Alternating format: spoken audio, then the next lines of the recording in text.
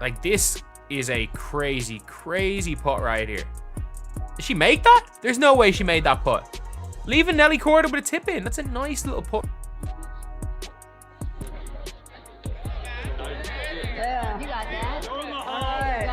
180 yards there. It was a scene nobody expected to see. Caitlin Clark, the woman who rewrote the record books in college basketball, the #1 WNBA draft pick known for logo threes and electric court vision, was standing on the perfectly manicured green of a golf course. The crowd wasn't just large, it was massive, buzz and energy typically reserved for a major championship final round. But this was different. This was something new.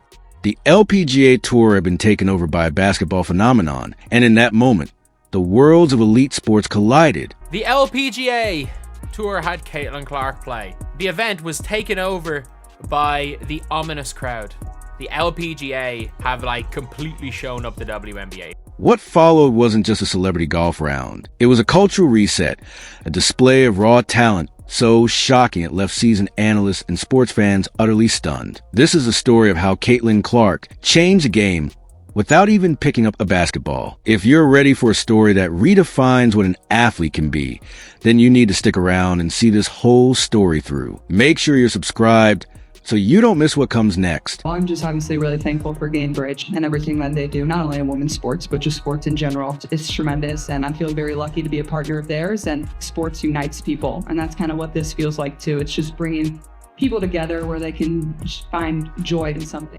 The moment Caitlin Clark stepped onto the fairway, the so-called Clark effect was in full force. This wasn't just a few extra spectators. The galleries were packed, a sea of people following her every move, a sight rarely seen in women's golf, especially for a pro-AM.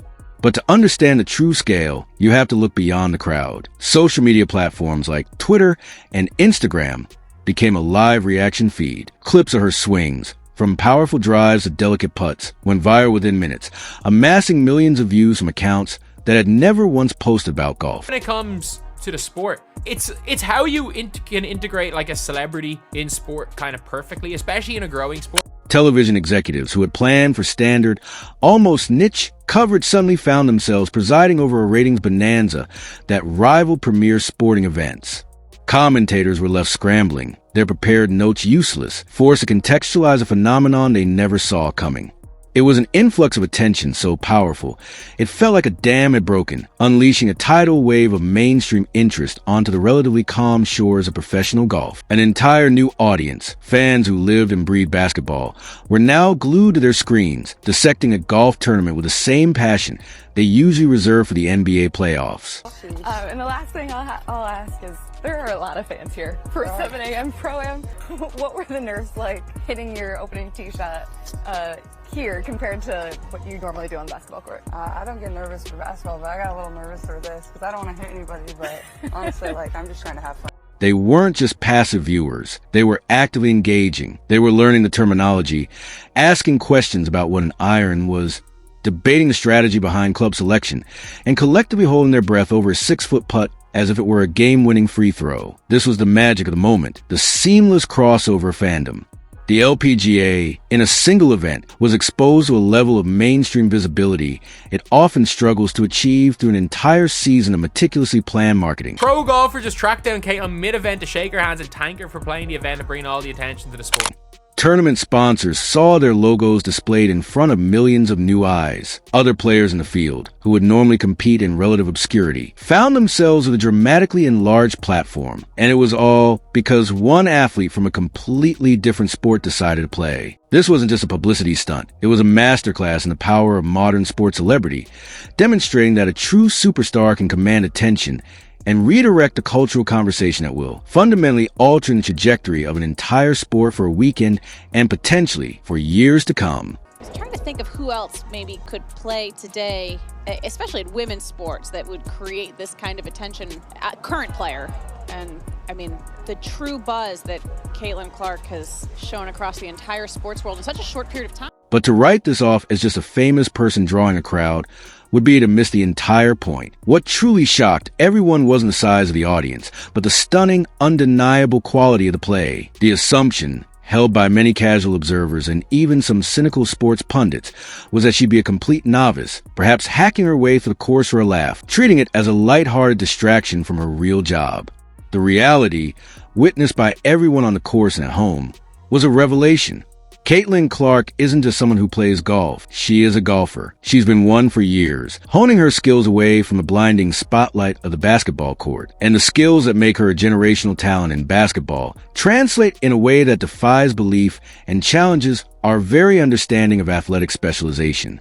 The hand-eye coordination required to sink a 30-foot three-pointer with defend in your face is the same fundamental, almost mystical skill needed to pure a 5-iron, making that perfect connection that sends a ball soaring on a laser-straight path. I was with the Caitlin Clark. Just tell us about the experience. So amazing. She's so sweet, so nice. You know, I asked her how many times a week she plays, and with, I think, the amount of obligations that she has, she probably gets to the golf course once a week, and to just play once a week, I mean, she was playing really well. The intense, almost zen-like focus required before taking a game-winning free throw in a silent, hostile arena is the same mental fortress required to block out all distraction and read the subtle break of a tricky, downhill putt. You could see it in her swing, not the perfected, mechanical, repetition-forged motion of a lifelong pro, but the powerful, athletic, and naturally fluid motion of a supreme competitor. There was a raw power there, a kinetic energy transfer from her core that you simply can't teach. She wasn't just there to participate and smile for the cameras. Her body language, her quiet analysis of each shot made it clear she was there to compete, to test herself against the course and her own standards. And at the end of the day, you know, it's just great for the women's sports. I love that she has a love for the game of golf. So I think it's just growing the interest in all of women's sports, and I hope that's what grows from this relationship. And the professionals, the ones who have dedicated their lives to this craft, notice immediately. They weren't just patronizingly patting her on the back. They were intently watching her, analyzing her form with experienced eyes, and seeing the raw, untapped potential that her transcendent athleticism provided. It was a silent, profound form of respect, offered not to celebrity, but to the athlete. This revelation added a compelling new layer to her public persona, transforming her from a one-sport wonder into a truly multidimensional athletic force, raising fascinating questions about the limits of human potential and what is possible when world-class talent is applied with fearless curiosity. Of course, with a seismic shift like this, there's always resistance. In the corners of the golf world, on niche forums and in the hushed tones of traditional clubhouses, a quiet grumbling began to surface. Purists, guardians of the game's centuries-old traditions, questioned what a basketball player was doing in their sacred, meticulously maintained space. Was this merely a publicity stunt, a cheapening of their sport's integrity? Was it somehow disrespectful to golfers who had dedicated their entire lives, sacrificing everything to master the specific, maddeningly difficult craft? This sentiment is the inevitable friction that occurs when something new, vibrant, and unpredictably popular enters a traditional, change-averse ecosystem. I don't really care what happens. It doesn't really matter. I don't play golf for a living, and just have fun with it. Like, this isn't, super serious. Enjoy the experience. Because there were so many people that would, kill to be in my position or be in my shoes, or, the people that are following outside the ropes would love to have one opportunity to, hit a ball on the first tee or something like that. So just remind yourself how cool this experience is and don't let it pass you by. But I think that's, anything I do in life, like having these sort of experiences or whatever I get to do and the opportunities that I have, like soak it in, because a lot of people would trade and want to have these opportunities as well. It's a clash of cultures, a battle between the established order and a disruptive new energy. But these skeptical voices were overwhelmingly drowned out by the roaring wave of support from within the LPGA itself. Stars like Nelly Korda, the undisputed face of women's golf, didn't see an invader or a dilettante. They saw a powerful ally, a kindred spirit in the larger battle for visibility in women's sports. They possessed the foresight to recognize that the attention Caitlin brought wasn't a spotlight stolen from them, but massive, new floodlight being switched on, illuminating the entire stage. They understood the classic adage, a rising tide lifts all boats. This wasn't a zero-sum game. It was an opportunity for exponential growth. This was evidenced by the stunning sight of seasoned pros actively seeking her out mid-round, not for a celebrity selfie, but to genuinely thank her. Thank her for bringing the eyes, for generating the buzz that journalists and marketers have been trying to create for decades, for making their sport the center of the global sports conversation for a precious, pivotal weekend. This stark divide between the old guard and the progressive players tells a deeper, more universal story. A story about the eternal tension between the instinct to protect a sport's cherished history and the urgent necessity to embrace an evolving future for its very survival and relevance. The LPGA, through its leading voices, made a conscious choice to welcome the future, and in doing so, may have secured its place in the hearts of a new generation of fans. This leads to the billion-dollar question lurking behind all the highlight reels and viral moments. What is the actual business of Caitlin Clark? Her value, it turns out, extends far beyond points scored, assists dished out, or even tournaments won. She has transcended the role of a player to become a veritable market force, a one-woman economic stimulus package for women's sports. Her partnership with a company like GameBridge isn't just another celebrity endorsement deal slapped on a product. It's a deep, strategic alliance. In her own words from the event, she's consciously aligned with leaders in their space who share a mission to elevate the entire playing field. This is a profound statement. When she speaks about what's so cool about it, being the opportunity to share the stage with other greats like Annika Sorenstam, she's articulating a powerful, modern business philosophy: collaboration over isolation, abundance over scarcity. She intuitively understands that her success is intrinsically tied to the success of the entire women's sports ecosystem. This is a radical departure from the individualistic, zero-sum mindset that has dominated sports for so long. Every headline she generates for golf, every ticket she sells for a potential tennis exhibition, every young girl she inspires to not just play basketball, but to also watch soccer, hockey, or golf, strengthens the entire infrastructure. She is creating a halo effect where her stardom creates spillover attention and commercial value for every other woman in sports. Corporate sponsors, seeing the numbers she pulls, become more willing to invest not just in her, but in the entire space. TV networks see the proof of concept for larger broadcasting deals. She isn't just playing games. She's building an empire of influence, a cohesive brand that is fundamentally changing the economics and the very perception of what it means to be a female athlete in the 21st century. Her power isn't just in her performance. It's in her ability to mobilize an entire industry. Perhaps the most revealing, humanizing moment of the entire event came not from a powerful 300-yard drive, but from a quiet, candid admission in a post-round interview.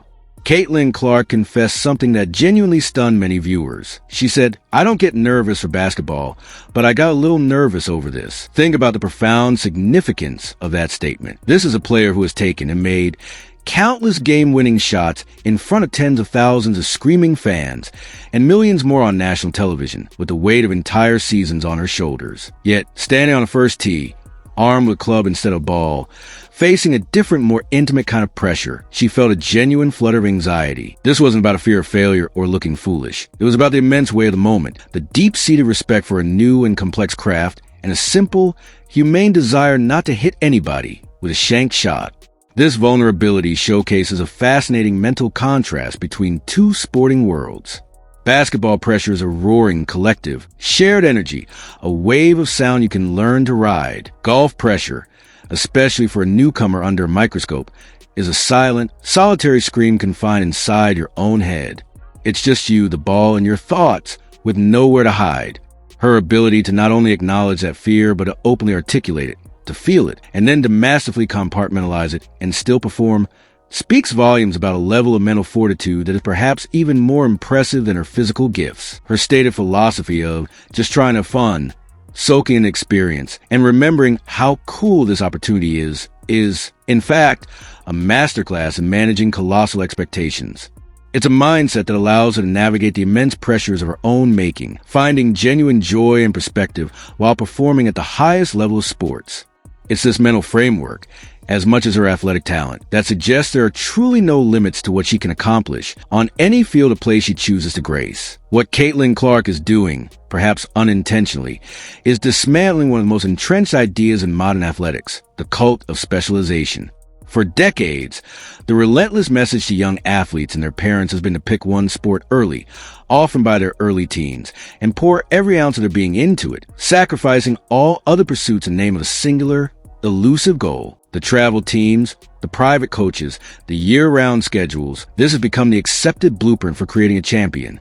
It's a system built on the fear that any time spent on another sport is wasted time, a distraction that will allow your rivals to get ahead. But here comes Clark, a bona fide superstar in one domain, not just dabbling in another, but demonstrating breathtaking, legitimate competence on a national stage. She is living, breathing proof that transcendent talent is not a narrow, constricting lane, but a wide-open field of possibility. The core attributes of a great athlete, the impeccable hand-eye coordination, the laser focus under pressure, the unquenchable competitive fire, and that non-negotiable, relentless work ethic are not sport-specific. They are transferable currencies. The balance she learned from pulling up for a jumper translates to the stability in her golf swing. The spatial awareness she uses to thread a pass through traffic helps her read the contours of a green. Her foray into golf asks a provocative, almost heretical question of the entire youth sports industrial complex. Have we been artificially limiting our athletes, both physically and mentally, by forcing this tunnel vision upon them too soon?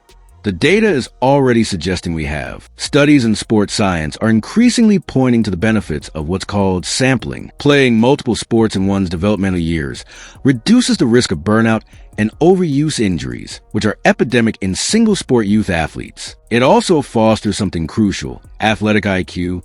A point guard in basketball understands angles and anticipation in a way that can profoundly benefit a soccer midfielder or a baseball shortstop. The cross-pollination of skills creates a more creative, adaptable, and resilient competitor. By excelling in both basketball and golf, Clark isn't diluting her brand or fracturing her focus. She is profoundly enriching it. She is showing that the spirit of a true competitor is a restless, curious force that can't be confined to a single arena or a single set of rules. We've seen this story before. If we look back, the greatest athletes of previous generations were often multi-sport standouts. The legendary Bo Jackson and Deion Sanders are the most iconic examples. But even modern greats like Patrick Mahomes was a standout baseball pitcher, and NBA star Allen Iverson was a phenomenal football quarterback. Their diverse athletic backgrounds gave them a unique edge, a different perspective, and a physical versatility that their single-sport peers lacked. Caitlin Clark is now resurrecting this archetype for a new generation. She is becoming a symbol for a new kind of athleticism, one defined not by robotic repetition in one discipline, but by versatile skill sets and a boundless, fearless curiosity. She challenges the very definition of what an athlete is supposed to be, arguing through her actions that greatness isn't about narrowing your world to one thing, but about having the courage to let your talent explore. In doing so, she is not just breaking records, she is breaking a mold, liberating future athletes to believe that they, too, can be more than just one thing. In the end, the story of Caitlin Clark on the LPGA Tour is about so much more than golf. It's a blueprint for the future of sports media, a lesson in personal branding, and a testament to the power of a single individual to shift culture. The records she broke that day weren't just on the scorecard. They were in the Nielsen ratings, the social media algorithms, and the minds of young fans everywhere. She demonstrated that the audience for women's sports is vast, hungry, and interconnected. A fan of women's basketball can become a fan of women's golf in an afternoon. The walls between sports are imaginary. Caitlin Clark isn't just walking through them. She's knocking them down entirely. Her legacy is being written in real time, and it promises to be one of breaking barriers, uniting fans, and forever changing what we expect from our greatest athletes. This is only the beginning of a revolution in sports. If you want to be there for what happens next, you have to be part of this community. Let us know in the comments what you thought was the most shocking part of this entire story. And don't forget to like, subscribe, and hit that notification bell, because the world of sports will never be the same, and we'll be here to break down every incredible moment.